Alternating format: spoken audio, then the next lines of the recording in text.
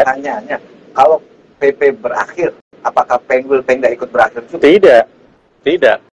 PP berakhir. Kenapa berakhirnya? Bulan Mei berakhir. Nah, kalau bulan Mei berakhir, Pengwil ini dia misalnya dilaksanakan 6 bulan kemudian. 2 bulan ya. Misalnya ini bulan Mei. Nah, kalau setahun kemudian, ya dia expired. Tapi kalau masih 2 bulan, 3 bulan, ya, makanya mekanisme yang harus mereka pakai itu adalah rapat gabungan. menunjuk PLT tadi. Iya dong, nggak boleh. Kan kalau kita ini kan notaris yang harus ada kepastian hukum, ya. Karena ini kan perkumpulan INI ini adalah perkumpulan yang berbadan hukum, iya kan? Berarti kalau ngambil contoh kayak contoh Jateng. Nah, iya, jadi Jateng itu yang benar, ya. Sebelum berakhir, ya, periode Jawa Tengah, saya ikuti itu.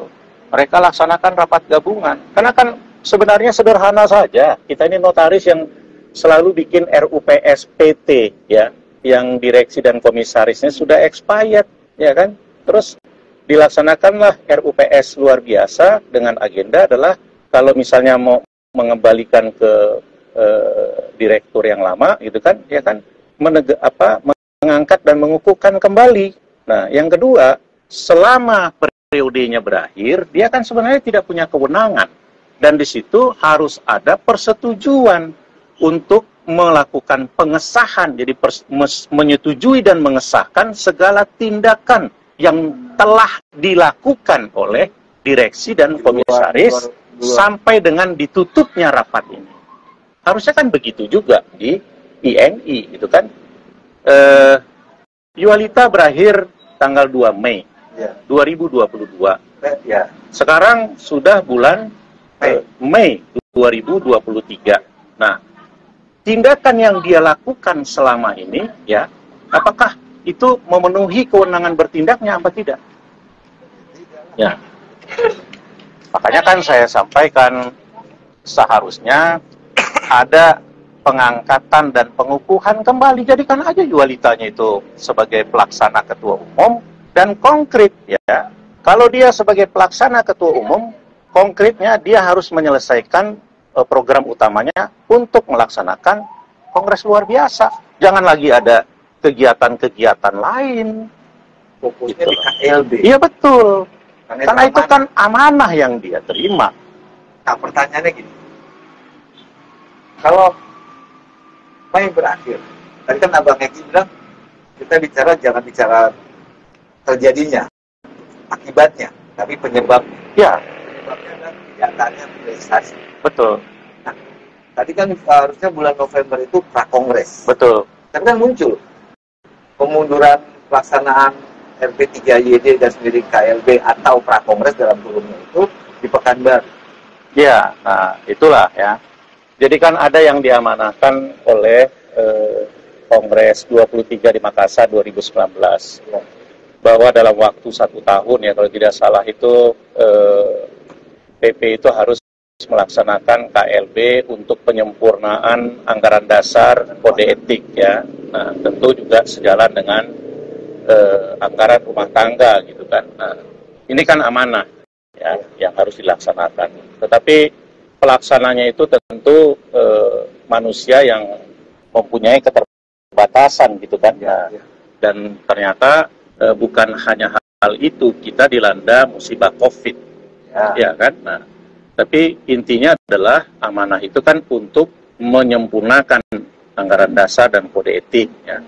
Kalau itu tidak terlaksana, ya, dalam waktu 1 tahun, memangnya kenapa? Ya kan? Kenapa harus dipaksakan? Ya karena kan emang dilarang berkumpul. Iya, jadi itu kan bisa menjadi salah satu alasan. Atau, ya, 1 tahun gagal, yang seharusnya 2020, ya. Nah, kenapa tidak disejalankan dengan pemilihan? Pemilihan apa? Ya, pemilihan ketua umum. Jadi, laksanakan kongres tepat waktu, ya. Kemudian yang diamanahkan KLB itu kan maksudnya adalah penyempurnaan anggaran dasar, kan? Nah, kode etik. Kenapa tidak diawali, ya, dengan perubahan anggaran dasar kode etik, ya. Kemudian hari berikutnya itu laksanakan pemilihan. Berarti bisa dong di bulan November. Bisa. Bukan November, di bulan Mei harusnya. Atau enggak, maksud saya bisa dong di bulan November itu KLB dan Prakongres RP3YD. Harusnya bisa, sepanjang itu dipersiapkan sebelum RP3YD Batu Malang. Nah, pertanyaannya, kemana aja itu pengurus pusat? Kok bisa melupakan tentang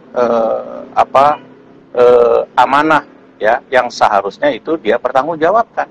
Ya, makanya kan tadi kan yang tadi Bang Eki bilang harusnya November itu Prakongres. Betul. Hanya RP3YD. Iya. Berarti kalau dari penjelasan Bang Eki, berarti Batu Malang itu seharusnya bisa KLB, RP3YD. Tidak. Jadi Batu Malang itu harusnya tetap Prakongres. Bisa digabung dengan KLB? Tidak bisa, ya. Jadi tetap itu Prakongres, ya. Karena kan di pasal 43 ya, anggaran rumah tangga itu kan menyebutkan 6 bulan sebelum berakhir. Ya. Pas kan, November itu kan 6 bulan sebelum berakhir bulan Mei, ya kan? Nah, seharusnya di bulan Mei itu ya tetap Kongres. Karena Kongres ini kan dia juga mempunyai kewenangan untuk merubah anggaran dasar dan kode etik. Apa yang jadi masalah? Kan nggak jadi masalah, bisa sejalan. Ya kan? Simple. Nah, barulah akibat masalah sederhana, simple, akhirnya sampai sekarang ketarik-tarik pihak-pihak lain. Kalau tidak salah diundur kan ke Kongres luar biasa. Nah, ini menarik nih. Bicara Kongres luar biasa. Saya kaitkan dengan rapat dengan pendapat. Di situ tidak tersentuh, tidak disebutkan, bahkan disebutkan bahwa PP gagal melaksanakan KLB. Kan Bang Eki juga nonton lah, streaming cross. Lihat kan di situ disebutkan bahwa PP gagal melaksanakan Kongres luar biasa. Iya. Menurut Bang Eki gimana? Apakah benar PP gagal melaksanakan Kongres biasa atau memang tidak ada Kongres KLB atau tidak? Ya, saya hadir bulan Juni di Kampar di Riau, ya. Dan kehadiran saya itu untuk mengikuti Kongres luar biasa, ya. Kongres luar biasa. Nah, karena ini kan event yang strategis yang saya harapkan tadinya itu bisa menyelesaikan permasalahan tentang periodisasi ini, gitu ya. Nah, apakah KLB itu terselenggara, ya, dengan mekanismenya? Ada pemberitahuan, ada tempat, ya, ada waktu, kemudian dihadiri, terus quorumnya tercapai atau tidak, kemudian presidium ketok palu, gitu ya. Nah, artinya KLB itu terselenggara. Ya, tetapi ya, apakah KLB itu menghasilkan produk, itu hal lain. Ya kan? Beda, ya kan? KLB tidak menghasilkan sesuatu, gitu kan? Ya, memang.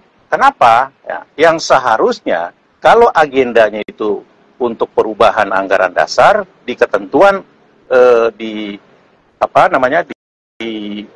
pasal 21 itu, ya, harus disampaikan rancangan perubahan materi anggaran dasar itu 2 bulan sebelum penyelenggaraan. Nah, itu yang tidak dilakukan oleh PP. Nah,